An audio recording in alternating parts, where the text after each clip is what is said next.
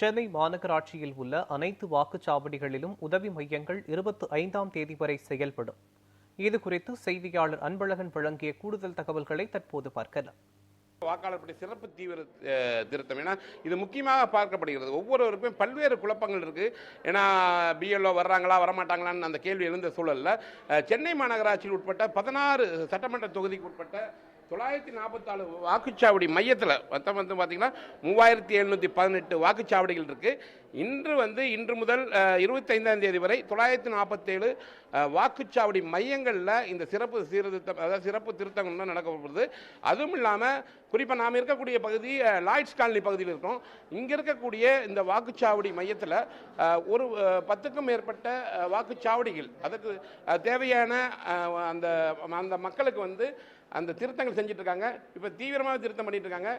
வரும்போது எந்த குழப்பம் இருந்தார், என்ன சந்தேகம் இருந்தது உங்களுக்கு மெயினாக? அதில் மெயினாக எங்களுக்கு இந்த கீழே இருக்க காலம் கன்ஃபியூஷன் ஆச்சு. அது அந்த உறவு முறை அதெல்லாம் அவர் கரெக்டாக கிளாரிஃபை பண்ணிட்டார். அது பல்வேறு பிரச்சனை, ஏன்னா என்னென்ன கேள்விகள் பொதுமக்கள் வைக்கிறாங்க அப்படிங்கிற பிஎல்ஓ சார். இன்னைக்கு இது திருவல்லிக்கேணியாக இருந்திருக்கு சார்.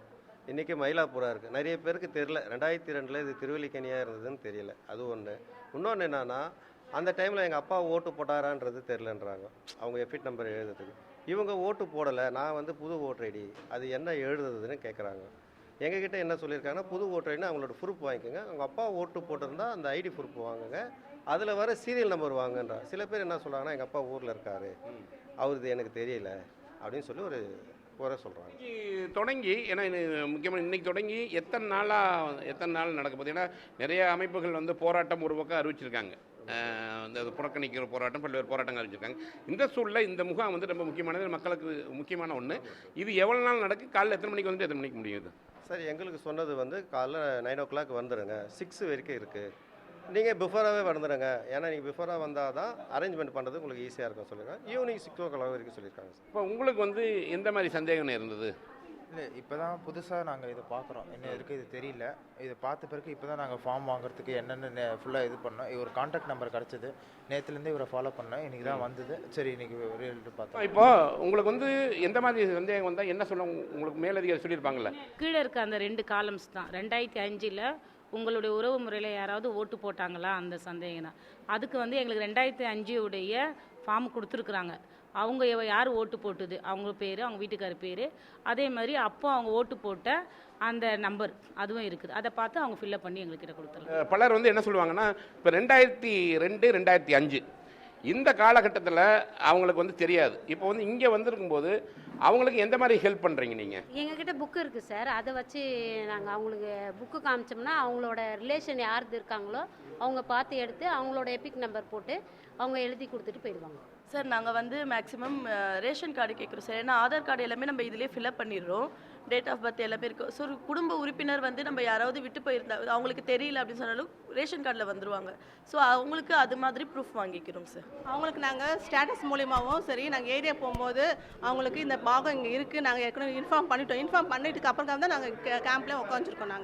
நாங்கள் தினைக்கும் விசிட் போகிறோம். விசிட் போகும்போது அவங்ககிட்ட நாங்கள் பேசுகிறோம், செய்கிறோம். இன்றைக்கி விசிட் இந்த தேதியிலேருந்து 25 தேதி வரைக்கும் நாங்கள் கேம்ப் நடத்துகிறோம். அதனால் நீங்கள் வாங்க, உங்களுக்கு எந்த டவுட்டை தான் கிளியர் பண்ணுறோம். ஃபார்ம் கொடுக்கும் போது எப்படி ஃபார்ம் ஃபில் பண்ணுன்ற விஷயத்தை நாங்கள் தெளிவாக சொல்லியிருக்கோம். இப்போ குறிப்பாக 2002 2005 போது அப்போ ஃபோட்டோ இருக்காது. அப்போ நம்ம வாக்குச்சீட்டில் இந்த மாதிரி சீட்டு ஃபோட்டோ இருக்காது. இப்போ அவங்களுக்கு எந்த மாதிரி ஐடென்டிஃபை பண்ணுறீங்க? புக்கு கொடுத்துருக்காங்க சார். கார்பரேஷன் அவங்களே புக்கு கொடுத்துருக்காங்க. 2005 to 2002க்கு கம்பேர் பண்ண சொல்லி புக்கு கொடுத்துருக்காங்க. அதை வச்சு நாங்கள் அவங்களுக்கு எழுதி கொடுப்போம். இப்போ நிறைய ஓட்டுகள் இறந்தவர்கள் ஓட்டுலாம் வந்திருக்குன்னு சொல்லிட்டு இருக்காங்களே. இப்போ அதில் 2002 இருக்கும், இப்போ இருக்காது. இப்போ இருக்கும், ஆனால் எடுத்துருக்க மாட்டாங்க. அதை எப்படி ஐடென்டிஃபை பண்ணி என்ன இது பண்ணுறீங்க? ஏரியாவுக்கு போகும்போது டெத்துனா டெத் சர்டிஃபிகேட்டோட அவங்க இறந்த தேதியும் மென்ஷன் பண்ணிவிட்டு அவங்க வீட்டில் இருக்க ஒரு பர்சனோட ஃபோன் நம்பர் வாங்கிட்டு வரும். அதை வச்சு கன்ஃபார்ம் பண்ணிக்கிறோம் நாங்கள் டெத்துன்னு. அவங்க சைனும் சேர்த்து வாங்குகிறோம். குறிப்பாக இந்த முகாம் பொறுத்த வரைக்கும் இவங்களுக்கும் சரி, ஏன்னா பிஎல்ஓங்களுக்கும் பக்கத்தில் இருக்கிறவங்கள கேட்டுக்குவாங்க என்ன ஏதாவது சந்தேகமாக இருந்தாலும். அதை பொதுமக்களுக்கு ரொம்ப பயனுள்ளதாக சொல்கிறாங்க. ஏன்னா அவங்க வந்து வேலைக்கு ஈஸியாக போயிட்டு இருந்தாங்க. இந்த டைமும் போட்டுறாங்க, காலைல 10 மணிலேருந்து 6 மணி வரைக்கும் இந்த நேரத்தில். ஆனால் அவங்க ஏற்கனவே வாக்குச்சாவடியில் போய் ஓட்டு போட்ட இடத்துக்கு தான். அதனால் வந்து அவங்களுக்கு வந்து எளிதாக வந்து போக வேண்டியது இருக்குது. இன்னொன்று வந்து தேவையில்லாத விமர்சனங்கள் வர வேண்டியதில்லை. ஏன்னா இவங்க கூட போனாங்க, இவங்க கட்சிக்காரங்க போனாங்க, அவங்க கட்சிக்காரங்க போனாங்கிறத அதை தாண்டி இப்போ வந்து வெறும் இவங்க பிஎல்ஓ தான் உட்காந்துருக்காங்க. பொதுமக்களும் அவங்க வந்து அவங்களுடைய சந்தேகங்களை கேட்டுட்டு அதற்கான விளக்கங்களையும் கேட்டுருக்காங்க. மிக எளிதாக இருக்குதுன்னு போட்டு அவங்க பொதுமக்களும் சொல்லியிருக்காங்க.